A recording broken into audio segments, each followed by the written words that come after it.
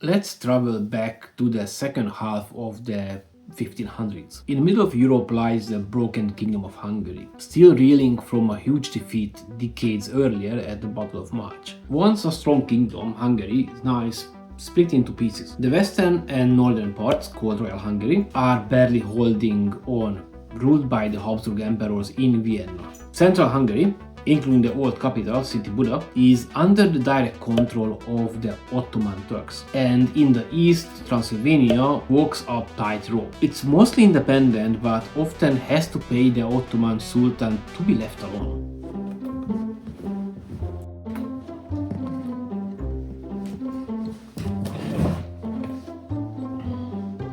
This divided land isn't just a broken kingdom, it's the dividing line between two giant empires, the Habsburgs and the Ottomans. For over 100 years, Hungary has been the battlefield. Its wide plains and important forts were the key prizes in the constant fight for power. There might be a shaky peace agreement, but tension is high. Everyone, emperors, sultans, and Hungarian nobles, is wondering who will finally control Hungary.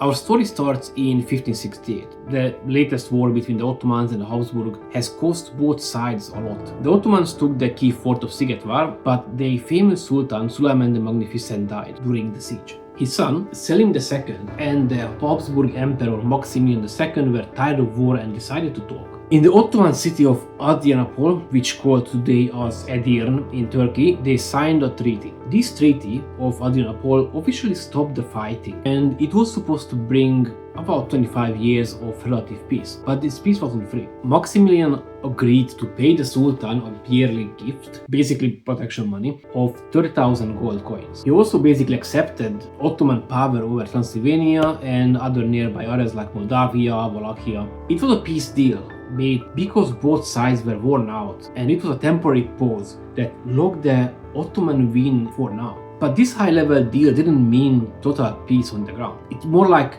relative peace, or relative peace was the fitting term. Along the border, the little war, small-scale fighting with raids and attacks was carried on. Turkish raiding groups kept attacking the Hungarian countryside. For the Habsburgs, paying money was a tough pill to swallow. It showed the Ottoman advantage, something they wanted to change when they got a chance. While the two empires paused, the situation inside Hungary changed. In 1570, another important deal was made, the Treaty of Speyer.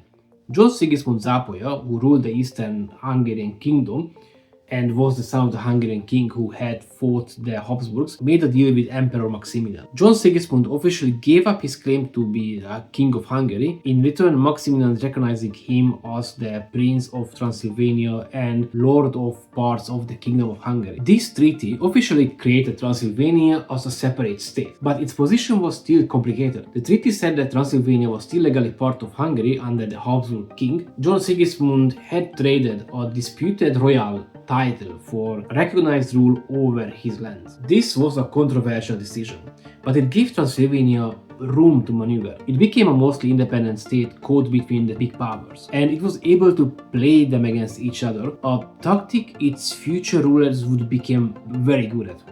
But the Zápolya family story ended quickly. Just a year after Speyer, in 1571, John Sigismund died without children. He was the last of his family line. The Transylvanian Assembly, saying it was their right to choose, elected a new prince, a powerful Catholic noble named Stephen Báthory. Although the Treaty of Speyer suggested the land should go back to the Habsburgs, that's not what happened. Báthory secured his position, importantly getting approval from the Ottoman Sultan. This showed the strong Ottoman power in Transylvania, setting it up as a mostly independent state under an Ottoman protection. Although Vienna always watched it very closely. Choosing a Catholic prince in an area known for allowing different regions protected by the Edict of Torda added another potential problem for the future. The 25 years of uneasy quiet from the Treaty of Adrianople eventually fell apart.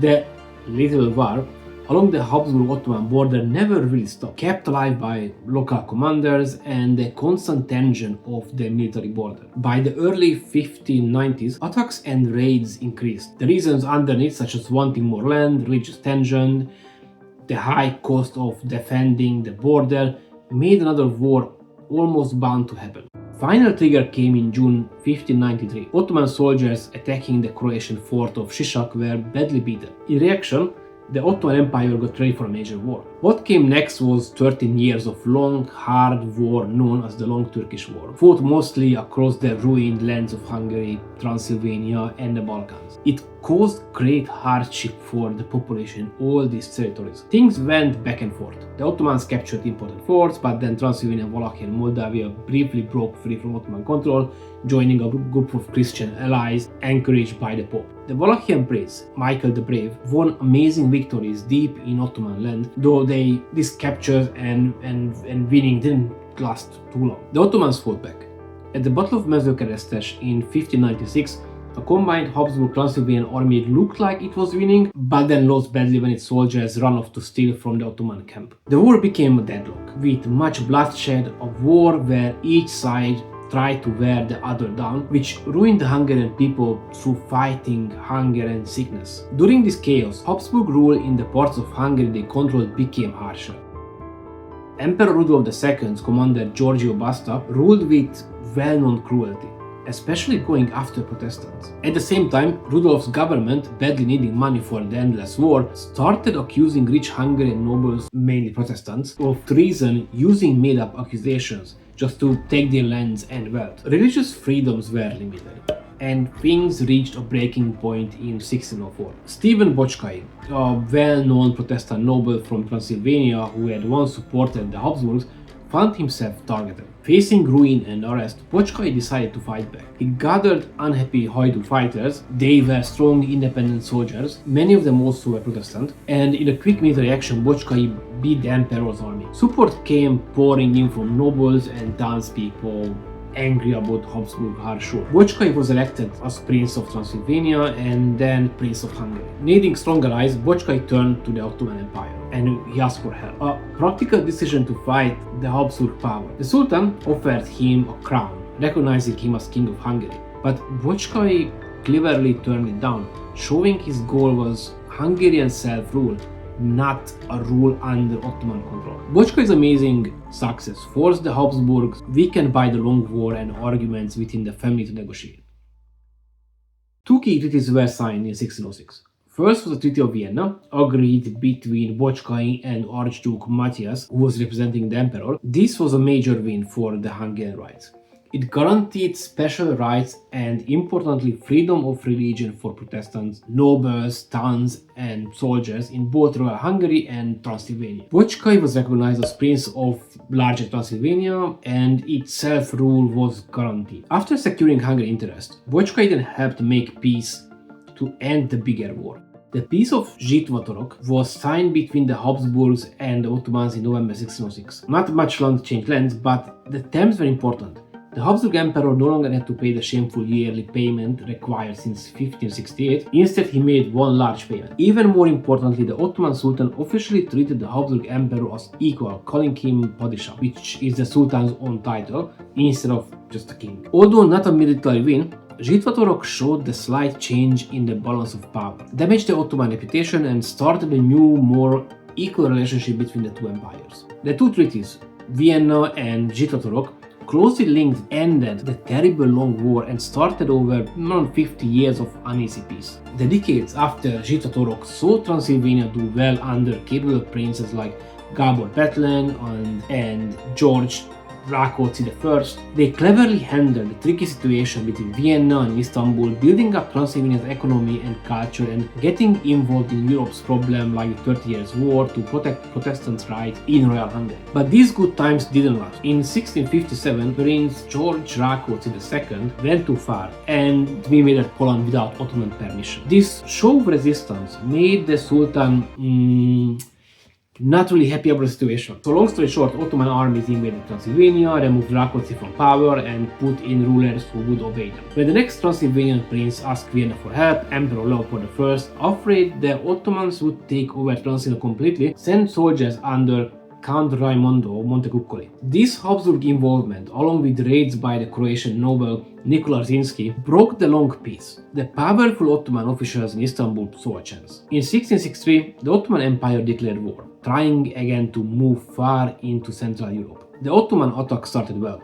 A huge army pushed into Habsburg Hungary, capturing the key fort of Érsekújvár. Emperor Leopold hurried to put together an army, asking for help across Europe. An army made of different groups gathered, including the emperor's soldiers, German soldiers, and even a group sent by Leopold's big rival, Louis XIV of France, an unusual case of working together against what they saw as the Ottoman threat. The key battle happened in August 1st, 1664, at St. Gotthard, which is by the Raba River. As the Ottoman army tried to cross, Montecuccoli's smaller but very well commanded army attacked. Despite some confusions at first, Montecuccoli led a strong organized attack. The result was amazing, and it was a Christian win. The Ottoman soldiers lost badly, many drowning in the river as they tried to escape. The Ottoman advance stopped completely. But what happened next brought surprise and unhappiness, especially for the Hungarians and Croats. Just 10 days after the battle, Emperor Leopold agreed to the Piece of Vasvár. Worried about the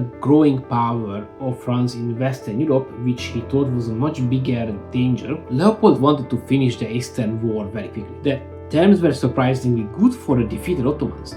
The treaty agreed the Ottomans could keep the lands they just taken, including Érsekújvár and the important city of Várad. It accepted the prince, supported by the Ottomans in Transylvania, and ordered the removal of Habsburg soldiers from there. Also, the Habsburg agreed to pay a large amount of money as gift to the Sultan. With this, the 20-year peace was declared. For the Hungarian and Croatian nobles, Vasvár was an act of disloyalty. They saw a great chance to free their lands, held for generations by the Ottomans, and this chance was wasted because Leopold's plans focusing on the west. This strong anger led to a risky plot. Led by the high-ranking Hungarian official Ferenc Wesselényi and Croatian nobles like Péter Zrinski and Frank Krisztóf Rankopan, the plot planned to remove Habsburg rule, even asking old enemies like France and the Ottomans to come to help. The Wesselényi plot was quite badly planned and was found out in the end. The Habsburg reaction in 1671 was cruel. The main leaders were killed, thousands of nobles were arrested and had their land taken away, and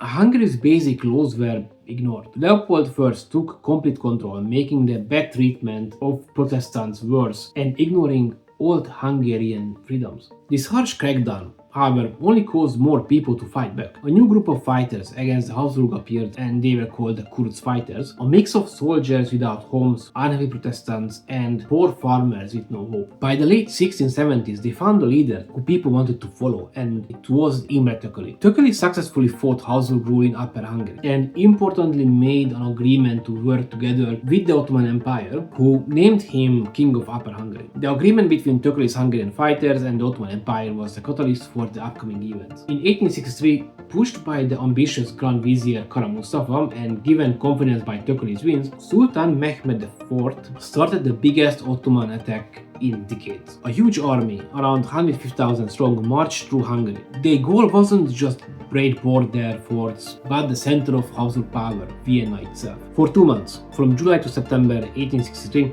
the Ottomans surrounded and attacked the emperor's main city. Emperor Leopold left the city before the Ottomans' forces arrived. The defenders, with far fewer soldiers, fought hard. When they thought that it's all lost, help arrived. A huge army coming to help, put together through talks led by Pope Innocent XI into a new group of allies called the Holy League, showed up on the hills near the city. The emperor's soldiers, German soldiers, and importantly, a large Polish army led by the king, who's also a great fighter, John III Sobieski, got ready to attack. On September 12, 1863, a Battle of Vienna broke out. The Holy League soldiers rushed down from the Kahlenberg hills, crashing into the Ottoman army surrounding the city. Sobieski's famous Bolshevik hussars struck a terrible hit. The Ottoman soldiers broke apart. Kara Mustafa's army was defeated and ran away. Vienna was eventually saved. The defeat was a terrible blow to the Ottoman power and reputation, and from this moment they would never fully get back to full strength in Europe. The victory at Vienna started a strong attack back. The Holy League used to set the goal to push the Ottomans out of Hungary forever. The Great Turkish War entered its last deciding part. In 1686, after a long and tough siege, the Holy League took back Buda, the old capital city of Hungary, ending 145 years of Ottoman control. The victory was very important as a symbol for the Hungarians that after 1.5 centuries they finally can be free from the the Ottoman rule. The storm could not be stopped. In 1687, the Second Battle of Mohács, Habsburg soldiers led by Charles of Lorraine won another huge victory near the place where Hungary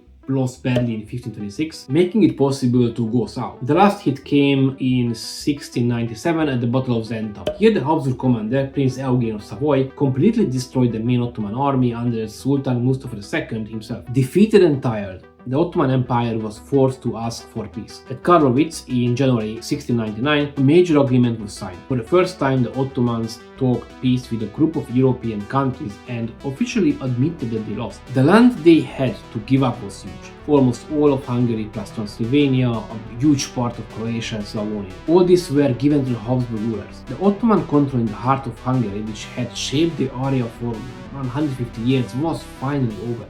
The Habsburgs taking control, which started in the ruins of Mohács and was finished at last. Karlowitz changed the map of Central Europe, making the Habsburgs the most powerful force in the area. Hungary was almost whole again. The Ottoman flag replaced by the Habsburg flag, but freedom cost a lot, and now Hungary was ruled by someone new. The Habsburg government that took control after Karlowitz quickly destroyed hopes for bringing back old rights. Emperor Leopold and his advisors started to treat Hungary less like its own kingdom, with all the rights and habits and rules, and more like a land they won in a war. A special group was set up to give out lands taken back from the Turks, but Hungarian nobles and people found that they had to show so much proof and had to fight for the land they owned to get it back, or pay large amount of money and bribe people. Many properties ended up belonging to nobles from other countries and people the Habsburgs owned money to. Very heavy taxes were put in place to pay for the empire's government and pay back money borrowed for the war. Rights for Protestants to practice their religion promised before Vienna faced new problems from very Catholic Habsburg rulers. The power of the Hungarian assembly, the Diet, was reduced, the nobles' old right to oppose the king was taken away, and a new rule was passed down from the Habsburg family, which was stopping Hungary from choosing its king, and the only king can be from the Habsburg family. The same complaints that caused people to fight back for decades, high taxes, arguments over land, not allowing different religions, the wearing away old freedoms, came back strongly and painfully. Kicking out the Ottomans had not brought the freedom many Hungarians wanted. Instead, it made the rule of Vienna stronger. Everything was ready for the next big fight against the Habsburg control. Ferenc Rákóczi's War of Independence was coming soon.